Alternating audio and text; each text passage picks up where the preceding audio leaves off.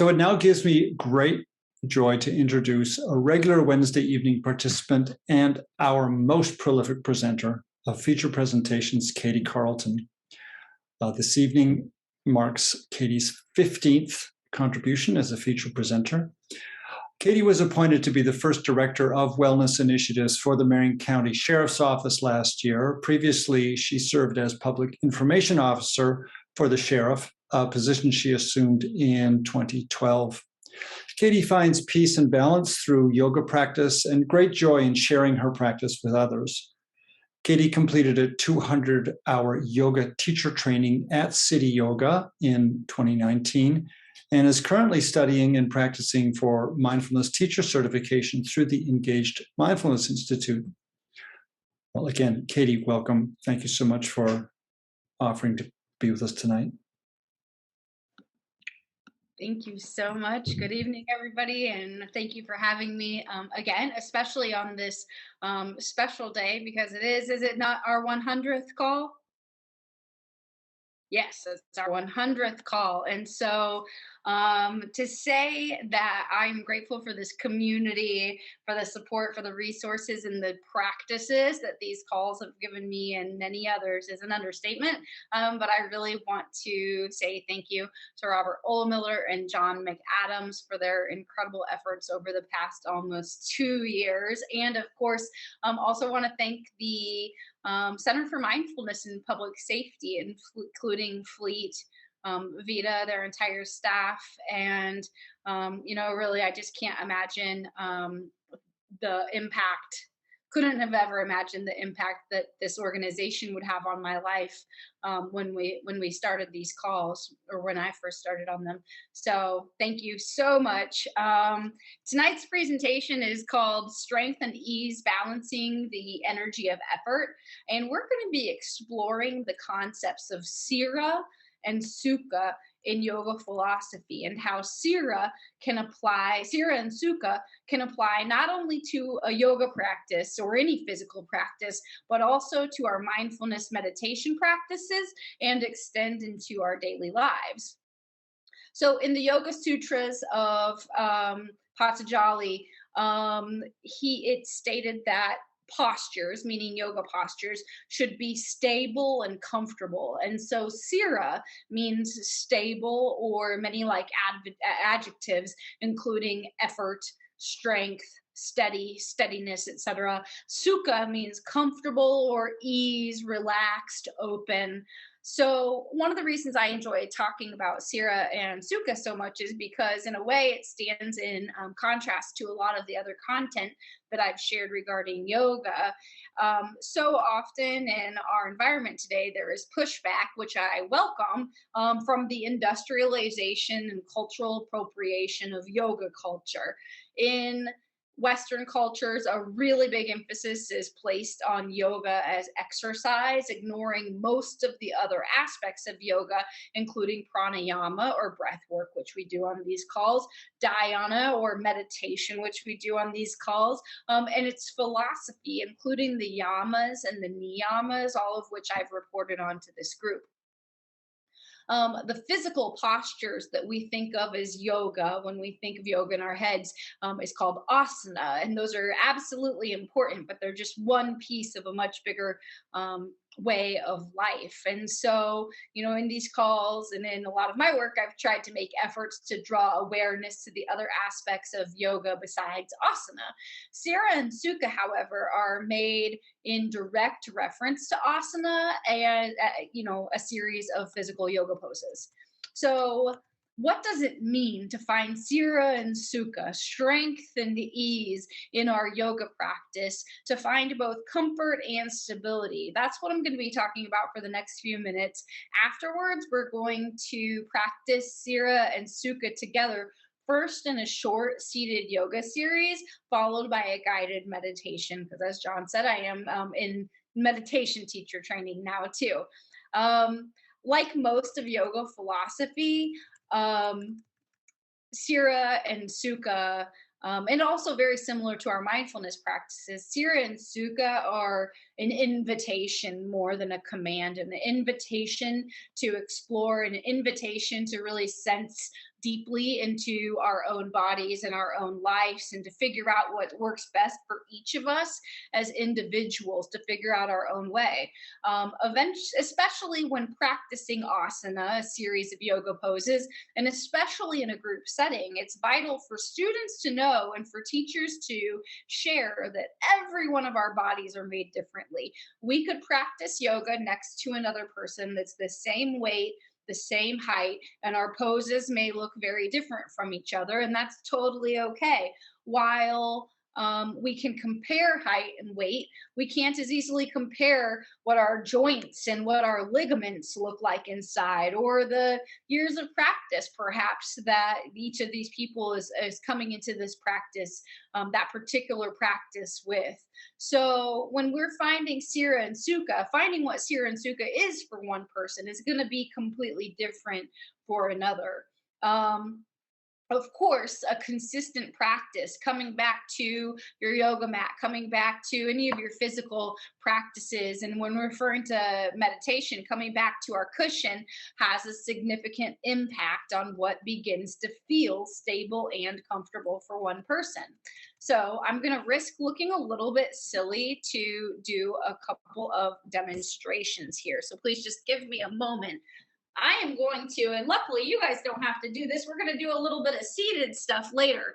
So I'm going to demonstrate tree pose, and I'm going to demonstrate a handful of different ways that you can do tree pose. So you've got your hands out to the side or on your hips. I'm going to keep mine on my hips. And then you start with one foot, and you can begin to plant your foot, kickstanding your foot up against your heel. So from here, you can stay right here and you remain in tree pose. Or if you'd like, you can bring your foot up to your calf.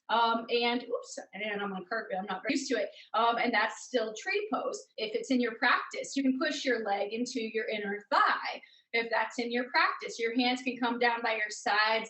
Your hands can come to heart center. They can be lifted up over your head. So where do we find Sira and Sukha in this pose? Now, if you were a long time yogi, and it's okay if you're noticing where you are today and you've had a long running workout, you can take this first form of tree pose, and that's fine, but you may be able to find strength and steadiness in one of these other versions of the pose. However, if you maybe don't have a whole lot of experience practicing and you come into this version and you're like, to the point where you're falling over, then it's too much Sira. And so that's how we really find Sira and Sukha in this yoga practice, by listening to our bodies, by taking whatever we need, knowing where we are in our practice, and then finding this place where we have lots of options to become steady and strong, while also soft and comfortable and easy. So to find Sira and Sukha in a physical practice requires that we allow ourselves to be exactly where we are, and especially that we not compare ourselves to others. You shouldn't try an arm balance or a handstand in your very first yoga class, just like you wouldn't try to deadlift 200 pounds the first time you stepped in the gym. Troy, I threw that in there for you.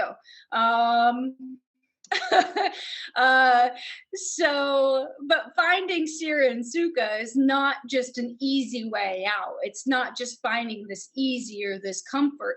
It's also a commitment to your practice, and an understanding that the place where you find that's between balance and strength and ease today won't be the same place that you find strength and ease with a continued dedication to your practice. So we can also use Sira and Sukha to aid our meditative practices, and this comes with another demonstration. So, and if you if you would, if anyone wants to unmute and just kind of shout out, I'm going to um, uh, do a little bit of. I'm gonna do a sira and a suka. So suka is easy, sira is steady, and just let me know which one I'm doing. See if you can tell. I'm coming into this meditative practice. Let me see. Let me put my hands down here. Coming into this meditative practice. Okay, and then come on, someone shout it out. Painful. I'm holding it. It's Sierra. It's having this really tight back and tight arms, and I'm trying to squeeze my body tight, and I'm using too much strength. So then, what's this? Laxative. That's Suka. So, we find this balance between the two. We don't need to be really hyper aware. We don't need to tense our muscles up. We don't need to sit in this position that's not comfortable for our back, especially if we have issues with our back, and know that for our bodies, we need to come into a certain part, into a more comfortable seat in order to be able to bring our attention to whatever it is we're meditating towards, whether that's our breath, a sensation in our body, or what, rather than your back hurting or really holding an uncomfortable position. So another way that we teach Sira and Sukha, and this I can kind of just do right here. Feel free to shout out. Okay, which one am I doing? Sira.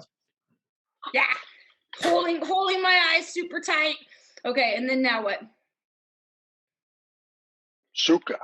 Mm-hmm. Too much. So, even in the way we offer our eyes. So even when we offer for people to keep their eyes open or keep their eyes closed, what if you say you can keep your eyes open and someone's doing this?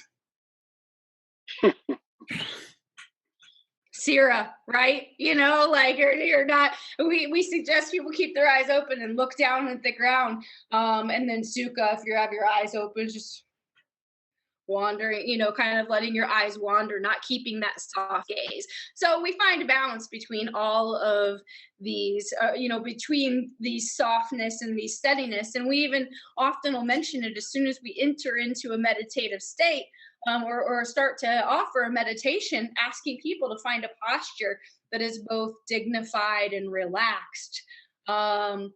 Slouching forward, releasing a posture can make it difficult to stay awake and stay attentive. So we are going to practice all of these in upcoming meditation. But before we move on to the seated yoga practice and the meditation, I want to offer a few ideas on when the balance of Sira and Sukha, how it may start to play out in other areas of our life. So first of all would be in our calendars, our schedules balanced so that we can be relied upon to meet our obligations to other people, Sira, while also incorporating downtime and proper rest, Sukha. You can find Sira and Sukha in that precious downtime. Is all of your downtime spent zoning out in front of a TV, or does it also include a balance of your favorite TV shows and movies, as well as favorite activities like walks and hobbies? We can find Sira and Sukha in our homes. Are our dwellings clean enough to be sanitary while relaxed enough to be comfortable and cozy? And this even goes for yard work. Can we find this balance between maintaining a lawn that won't attract citations from the city, or this and find a way to enjoy our time that is spent outside. So again, with each of these practices and finding the balance of Sira or steadiness and Sukha or ease in our physical practices, in our contemplative practices, the thing that matters the most is meeting yourself exactly where you are and allowing yourself to exist and find balance in that place. You don't have to be where anyone else is. Where you are today may be different than where you are tomorrow. Where you are today should be different than where you are a year from now. So, as we head into these practices, I highly encourage you to listen to your body and to allow yourself to be exactly where you are on this evening at this moment in your very seat. So we are going to go ahead and start to move into this seated yoga practice. I'll pull my chair back again a little bit, but we just want to kind of find a comfortable seat. We want to find our Sira and Sukha. So we're a little bit uplifted, but still relaxed. We may have our feet resting on the ground. Our hands can rest in our on our laps. And we're going to just begin with a few poses. I'm not doing too many, but traditionally in yoga tradition, asana, these yoga poses were actually intended to help really set up the body for dhyana and being able to rest more in meditation. So we're going to just skip right to a few poses and then move into the meditation. So with our hands on our lap, we're going to take our right hand and put it down by our side. And then we're going to inhale and we're going to lift our left arm up and over our body. So we're starting to feel this nice stretch moving through our side. And we want to stay connected to our breath here, breathing in through our nose and out through our nose. If you need to make any adjustments with your hand, you can do that. And then with our next inhale, we're going to lift our arms up. As we exhale, we're going to bring our other hand down and then stretch over to the other side of our body. Connecting with our breath, breathing in through our nose and out through our nose. And where we find Sira and Sukha here is really just based on whatever feels like a good stretch. It's going to be different for every one of us. We all look different on the screen right now. With our next inhale, we're going to lift our arms back up towards center. This time we're going to twist to the right. So we're going to take our left hand and place it on our right knee. We're going to let our right arm either come to the back of our seat or you can put it up on your seat if you've got a chair. So we're twisting to our right side and we want to turn our torso so that we're looking out over our right shoulder and then connecting with our breath, breathing in through our nose, breathing out through our nose. Breathing in through our nose and out through our nose. With our next breath in, we'll lift our arms up, coming back through center, and exhale, twisting to the opposite side. So this time we'll bring our right hand outside of our left knee. Our left hand can come down by the base of our chair, at the back of our chair. We twist our body towards the left side. We look our head out over the left shoulder and reconnect with our breath, breathing in through our nose and out through our nose. In through our nose, out through our nose.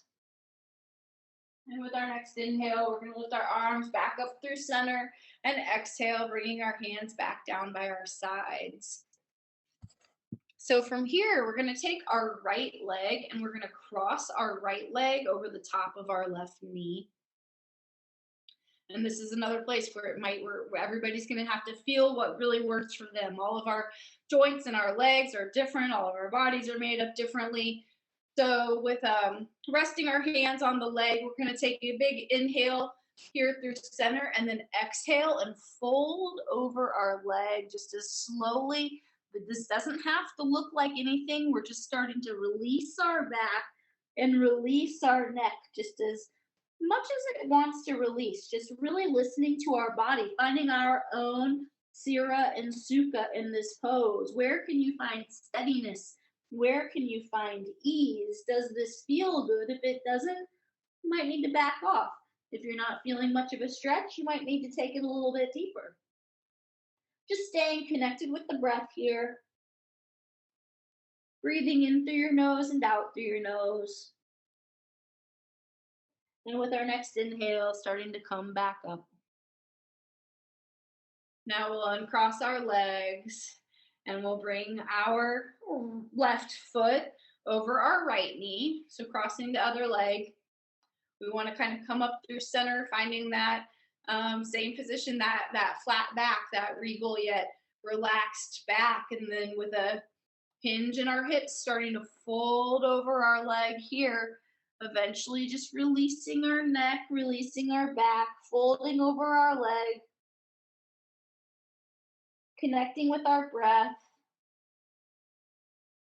finding what steadiness and ease is for us in this position, listening to our bodies, just allowing ourselves to be wherever we are in this pose.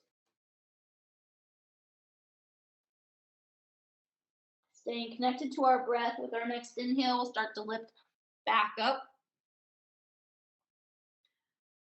We'll uncross our legs. And then we're going to prepare for our meditation. So you have the option to keep your eyes open. If you keep your eyes open, you might cast your gaze down or soft.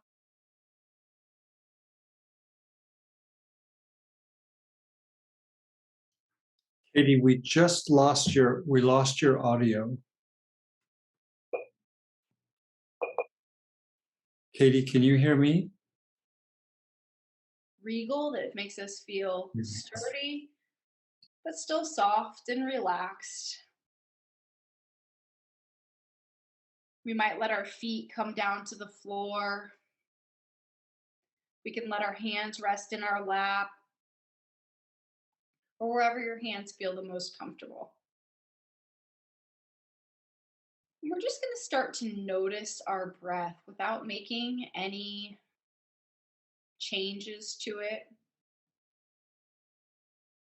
Taking this moment to notice exactly where we are at this point in time, at this point in our practice. Maybe we're feeling some energy in the body from our mindful movement practice.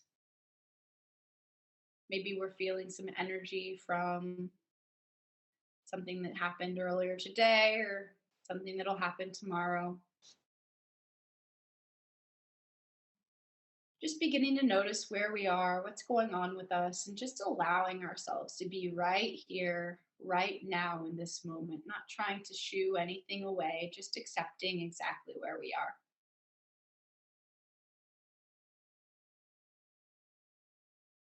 And then beginning to pay more attention to the breath. We might start to notice the breath as it's moving through our body. We might start to notice the place the breath comes in through our body, perhaps through coolness through our nose, coolness through our mouth.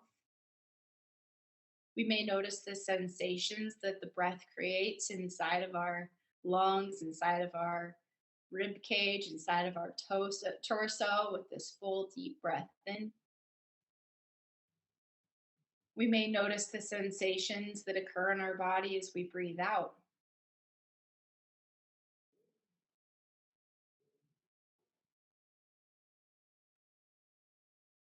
We just begin to follow our breath.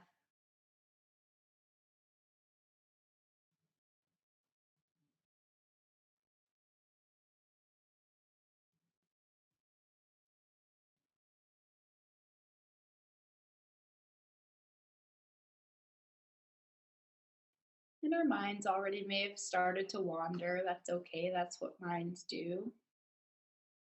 And if they do, just coming back to this practice of following our breath, of noticing the sensations in our body that come with the breath.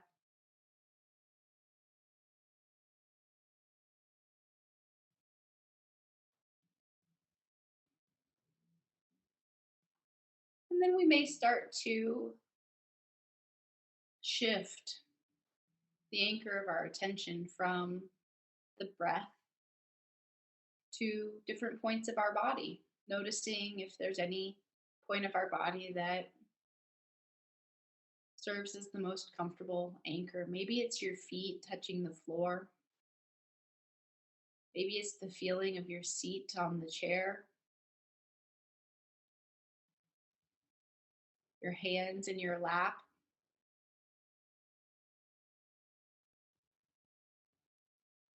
Just allowing your body to be as it is, be in this space.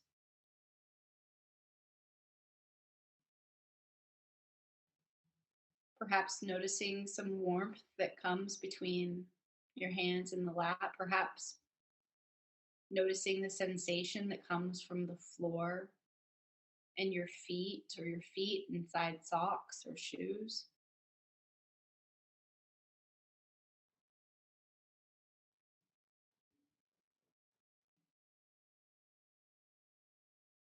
You may even say to yourself, notice to yourself that this is what it feels like to be sitting,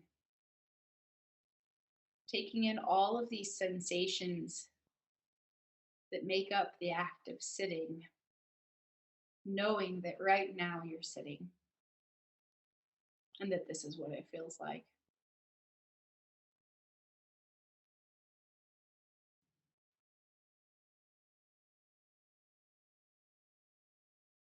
And without controlling the breath, we allow our breath to be steady. We maintain the breath.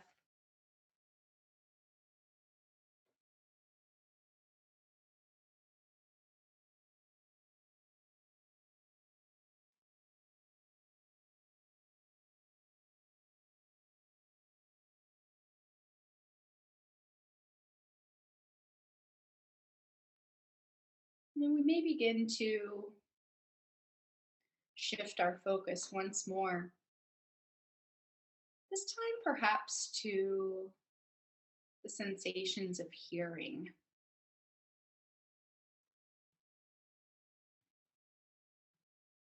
First, noticing what you can hear that is in your immediate vicinity. This may be the sound of my voice, the sound of pets snoring, the sound of other people in the room or nearby.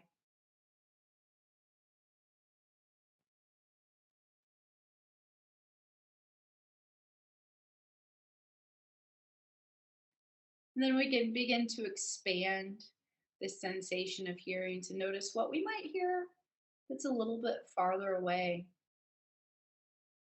Maybe the noise of a register in your home or a refrigerator, farther away voices,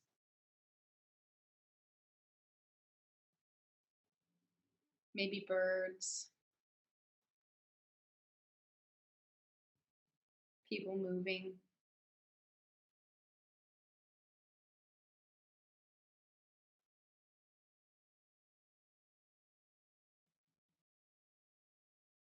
And then expanding once more this sense of sound, the sense of hearing. Hearing as much as you can. Maybe it's a highway or traffic. Maybe it's wind moving through trees.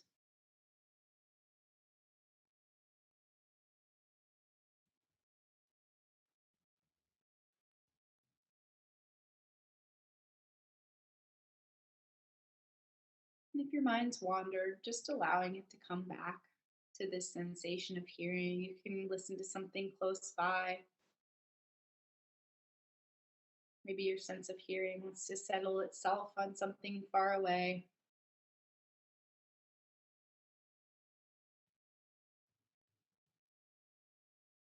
Just creating a sense of friendliness with ourselves if our mind does wander.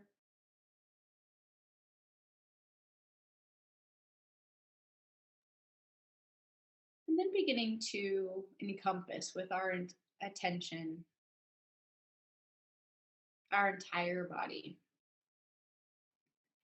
The sensations of our body sitting in this chair,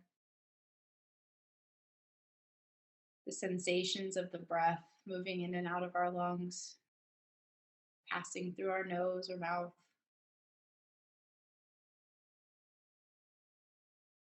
the sensations of the world, of our senses, the world that's made up around us that we can hear.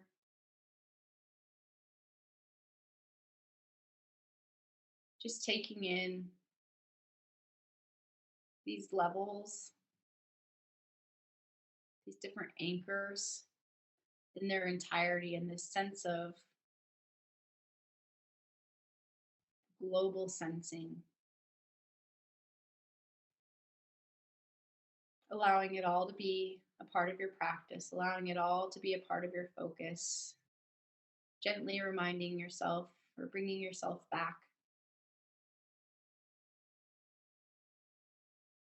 to this sensation of being you, exactly who you are, exactly in this position, in this seat, in this moment, right now.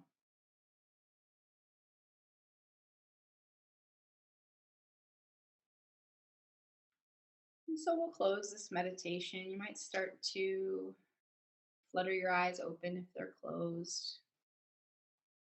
You may begin to bring subtle movements into your body, like your wrists or your ankles, maybe taking another little twist if that feels good, or a stretch if that feels good. With your eyes open, noticing this room around you, once again, coming into a sense of this place where you are, where you find yourself tonight, and then bringing yourself back to this room that we share with this lovely group of people. I thank you for your practice.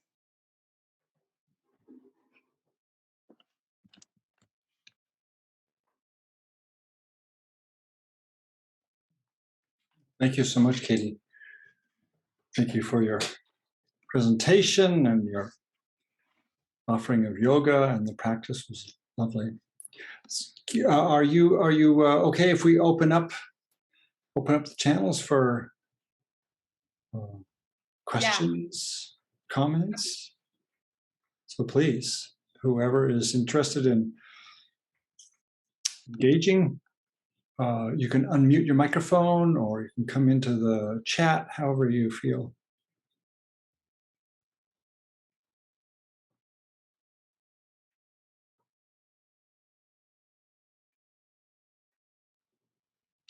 Oh, you know what? I just remembered.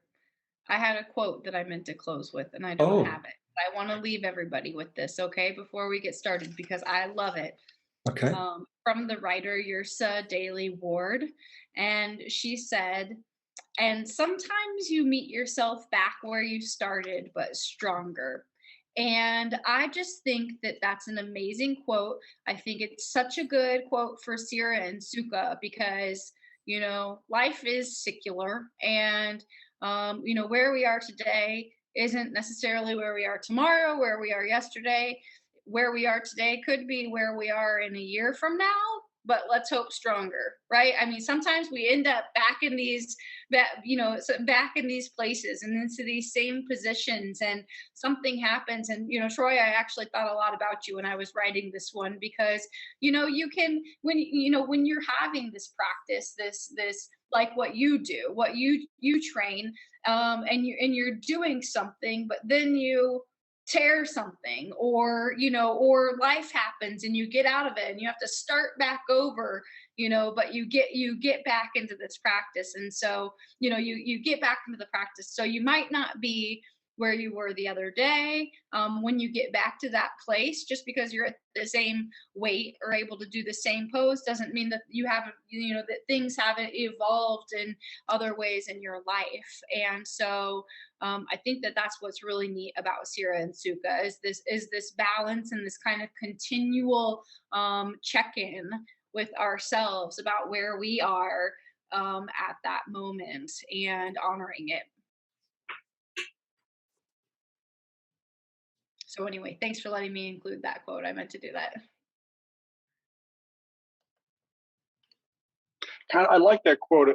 There's something about it in terms of life being a journey, but not being like a set destination or feeling like a failure if you don't arrive at a certain spot. So, and I think sometimes repeating the same experience, positive, negative, whatever it is, we do become stronger for the experience. So, thank you for that.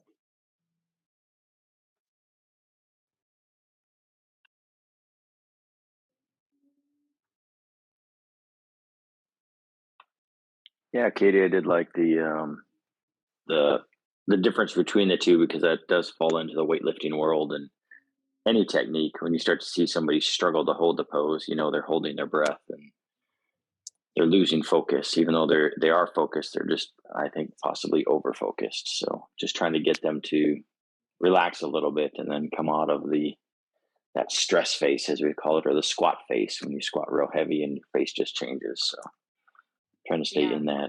in that moment. And yes, there's times for it when you are trying that 200-pound deadlift, but you're ready for that lift and you have to kind of grunt through it. But trying to be that, that steadiness, kind of like the duck on the water. There's a little bit of chaos underneath, but yet you're able to still hold it together and look elegant on top. So very good. I like the practice. Thanks. Yeah. I thought about weightlifting a lot because, it's also okay to go down a little bit in weight if you need, you're not going to get taken out back and shot if you're just not, if you need to go down 50 pounds or 20. And so to listen to your, and that in fact, it can be healthier, because if something's happened that people aren't talking about, you can get, and I didn't mention this, but you can get in a physical practice like that, or in a physical practice like a yoga practice, where you might be trying to look like a pretzel, like the person next to you who's been doing this every day for, 10 years, you can get hurt. And getting hurt sucks. And that's not what any of us want. And so, really being, like that's one of the primary reasons, I think, in a physical practice to practice this. It's not that we can't push ourselves, but it's that we allow ourselves to kind of grow and move towards a goal gradually, other than trying to skip all of the work that needs to get there. And you see it a lot, and it's based on comparison. It's not based on what's good for you or your life. Are you in a hotel room? Yeah, I'm in Atlanta, Georgia. Oh, is that the wellness thing? Yeah, that was what I was going to mention, the International Chiefs of Police Officer Safety and Wellness Symposium. So yes, I broke away to come on the call. I'm super jealous. Next year, California, mark your calendar, 3rd, 4th, and 5th March. But yes, it's the same as understanding, especially coming into weightlifting or anything of that nature. The hardest part is to check your ego. You may be away from it for a bit, just like running. Everybody may come back to running and then go, I can go run 2 miles. And then they wake up with sore knees and shin splints and sore ankles. It's like, well, like just coming off of the winter, we're coming now into the spring. I'm like, I'm going to go for a 5-mile run. Woo. And then they beat themselves up. So we all learn, we always like to punish ourselves a little bit, and we always have to learn from our own mistakes, but that's where wisdom comes from. Running is a great example. I am so excited to start running again, and I'm using a Couch to 5K app, not because I need it, but because I like the way it builds my muscles and helps my runs be steady and feel good longer. And so, down the road. And so, yeah. And does this sort of stuff, any other activities this sort of connects to? I mean, we talked about it with life, or stuff, but like I mentioned, what I really love about this is that so often I'm not talking about the physical practice of yoga, but that's why I was thinking about Troy so much, because this is a very physical, physically based kind of set of guidelines. Well, I really like the way you did include and bring us into how this can work in other aspects of our life. So you really sort of dropped a number of cues how this can work in a microcosm and a macrocosm. So if it's in as short a duration as 1 rep, and we've got that squat face on, and we realize, well, maybe we're trying too hard, or it's too hard for us to try through.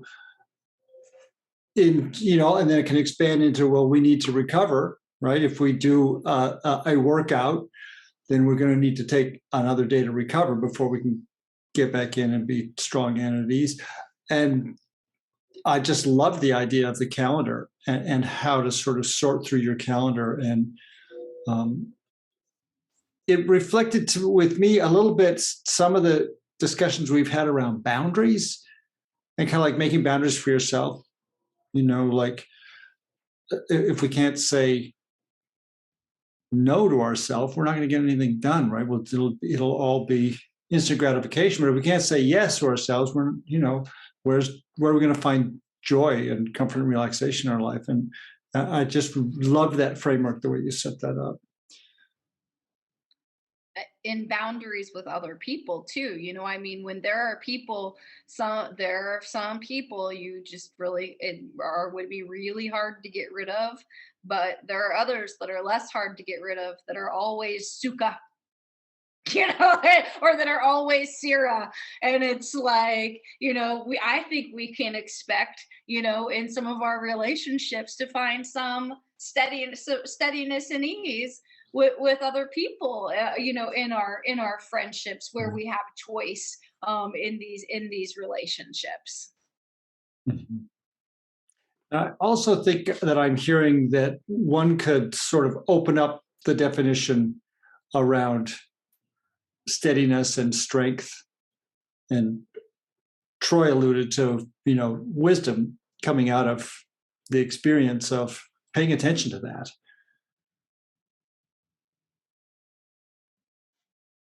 Yeah. I think the wisdom's inherent in the continual practice. Mm.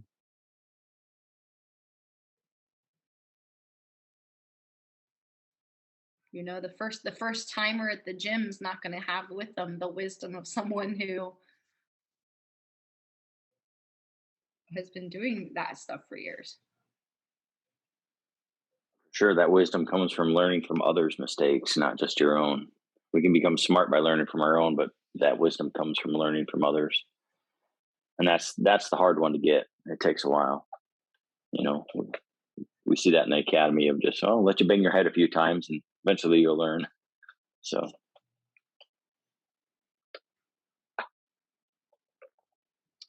To be honest with you, I forgot to make any questions, but I think this conversation's been nice.